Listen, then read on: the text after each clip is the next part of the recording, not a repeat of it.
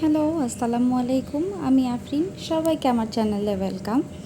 তো হঠাৎ করেই ফেসবুকে স্ক্রল করতে করতে এই রেসিপিটা সামনে আসলো। তো ভাবলাম যে এখনই ট্রাই করি। রাত তখন বাজে 12:30, তখন শুরু করেছি এই রেসিপি করার, কারণ তার মাঝখানে আর সময় পাইনি।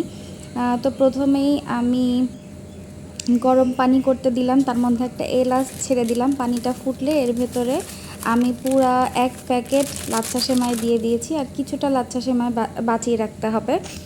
তো এখানে আমি যে আপুটা দেখেছিলাম সেই আপুটা 1 কাপ পানি আর 1 কাপ লাচ্ছা সেমাই দিয়েছিল। পরিমাণে আপুর অনেক কম ছিল, কিন্তু আমি একটু বেশি দিয়েছিলাম, সেজন্য আমার খাটনিটাও একটু বেশি পড়েছে।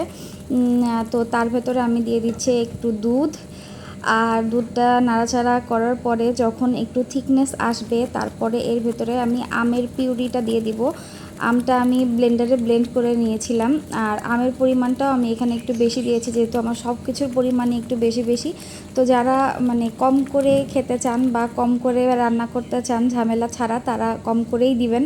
আমার মতো বেশি বেশি দেওয়ার দরকার নাই।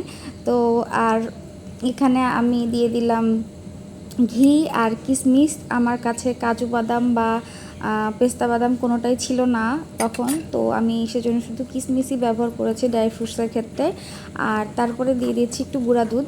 তারপরে এটাকে ভালো করে নেড়ে চেড়ে ভালো করে রান্না করতে হবে, কারণ আমি যেহেতু বেশি পরিমাণে দিয়েছি আমার নাড়াটাও বেশি লেগেছে। হালুয়া রাঁধতে গেলে যেমন হালুয়া টাইট হয়ে যায়, ওরকম অবস্থা আমারও হয়েছিল, কারণ পানি শুকাচ্ছিল না, পানির পরিমাণটাও বেশি হয়ে গেছিলো।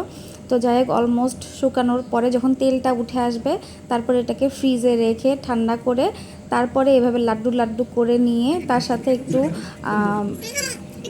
উপরে গার্নিশিং হিসেবে এই লাচ্ছা সেমাইটাই উপরে মাখিয়ে নিয়ে এটাকে ডেকোরেট করতে হবে। আর উপরে একটা পেস্তা বাদাম দিলে আরও বেশি সুন্দর লাগতো।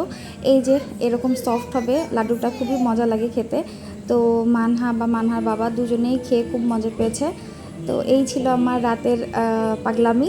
আজকের মতো এই পর্যন্তই। ভালো থাকবেন। আর এটাকে অবশ্যই, এটাকে বলে হচ্ছে ম্যাঙ্গো লাড্ডু। আল্লাহ হাফেজ।